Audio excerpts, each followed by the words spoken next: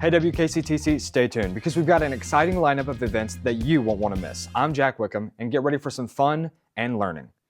Looking to boost your mind and body? On March 24th, come to Mental Health Monday at Matheson Library, where we'll focus on eating well for mental health. March is National Nutrition Month, so come get some tips on how to make food choices that support a healthier you. Next up, on March 17th, it's time to explore your future at our open houses. Head over to the Paducah School of Art and Design to check out cool programs like visual arts and visual communications. Or swing by the Skilled Craft Training Center to explore hands-on tech programs like air conditioning, automotive tech, welding, and more. It's your chance to learn all about the amazing programs we offer. So bring your family and friends to see what's in store for your future. And finally, on March 29th, the big one's here, the Signet Showdown. Whether you're into auto, construction, or welding, this is the competition to see.